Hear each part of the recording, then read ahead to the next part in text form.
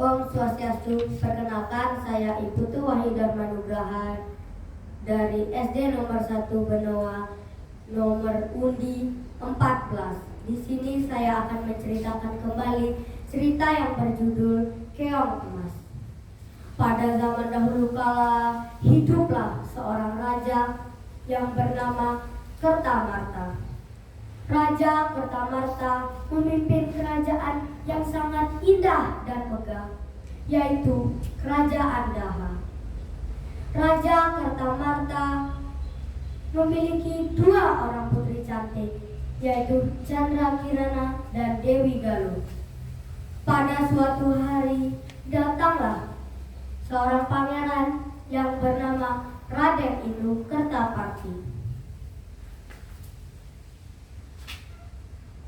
Ampun, Baginda Raja.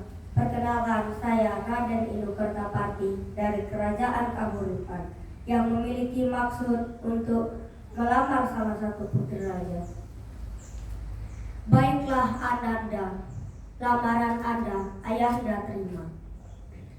Karena pertunangan itulah yang membuat Dewi Galuh menjadi sangat iri. Dari perasaan iri berubah menjadi perasaan benci. Pada suatu hari, secara diam-diam, Dewi Galuh pergi menemui tukang sihir dan meminta tukang sihir tersebut untuk menyihir Candrakirana menjadi sesuatu yang sangat menjijikan. Tukang sihir itu menyetujui permintaannya, tetapi ia tidak bisa masuk ke kerajaan karena akan menimbulkan kecurigaan. Dewi Galuh pun mempunyai siasat untuk memfitnah Candrakirana agar diusir dari kerajaan. Dengan perasaan yang sedih, Candrakirana pergi dari kerajaan. Tapi ia alangkah terkejutnya, ia bertemu dengan seorang tukang sihir yang lalu mengubahnya menjadi seekor keong. Bim salah bim, ada kadabra, berubah. Lalu ia berkata, kau tidak akan bisa berubah menjadi putri yang cantik sebelum kau bertemu dengan orang yang sangat-sangat mencintaimu. Dan ia langsung membuang keong emas tersebut ke dalam sungai. Di suatu hari, ada seorang nenek baik hati yang sedang mencari ikan menggunakan jala. Ia tidak mendapatkan satu pun ikan, melainkan ia mendapatkan seekor keong emas. Wah, aku mendapatkan keong emas. Ia yang melihat keong emas itu sangat cantik, ia pun membawa pulang dan ditaruh di sebuah tepayan. Ia memberi makannya setiap hari agar keong emas tersebut tidak mati. Di keesokan harinya, ia pergi lagi mencari ikan.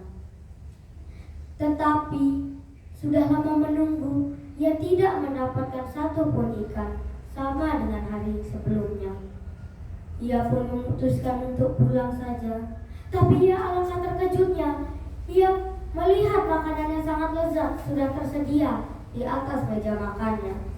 Ia pun kebingungan, siapa yang membuatkan makanan ini untuknya? Siapa yang membuatkan makanan ini untukku? Padahal aku tidak membuatnya tadi pagi.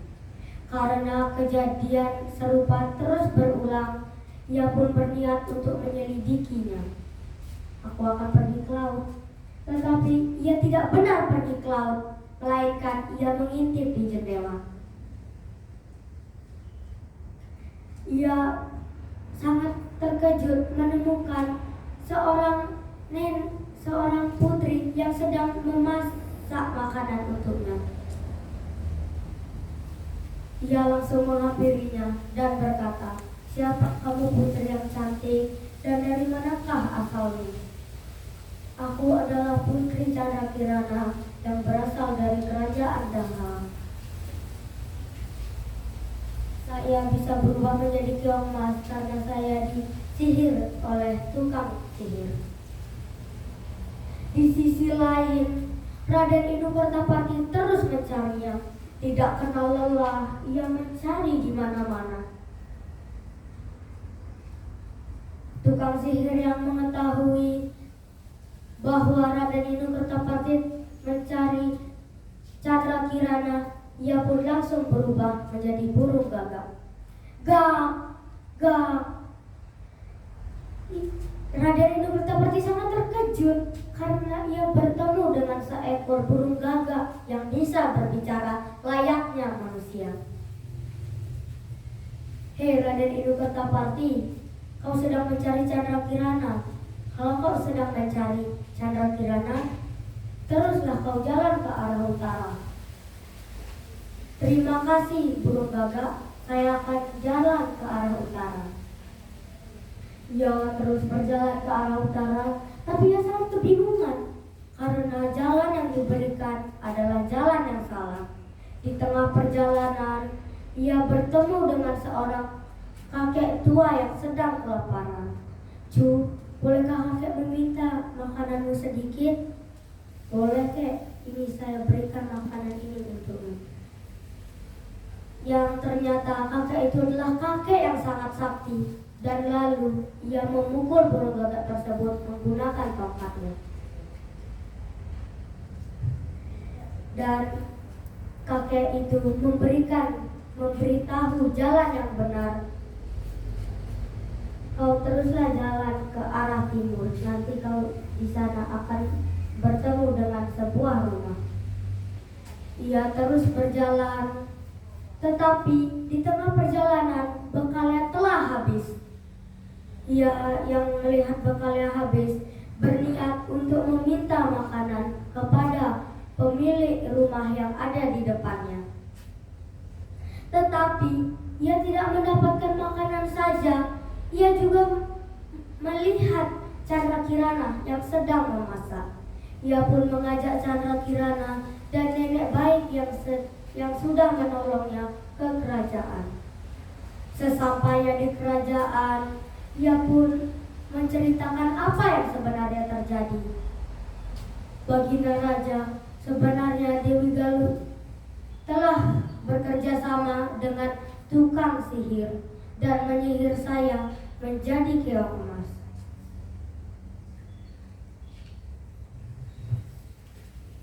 Dan Dewi Galuh pun dijatuhi hukuman dengan Raja Kertamarta. Dewi Galuh yang takut akan hukuman itu pun ia lari ke dalam hutan dan ia bersembunyi di dalam hutan. Setelah lewat peristiwa itu, Chandra Kirana dan Raden Inokertapati pun melakukan pernikahan dan mereka hidup bahagia. Pesan moralnya adalah janganlah kita memfitnah orang karena kita iri dengannya. Tetaplah bersikap baik kepadanya. Jika kita memfitnahnya, akibatnya akan balik kepada diri kita sendiri. Terima kasih. Om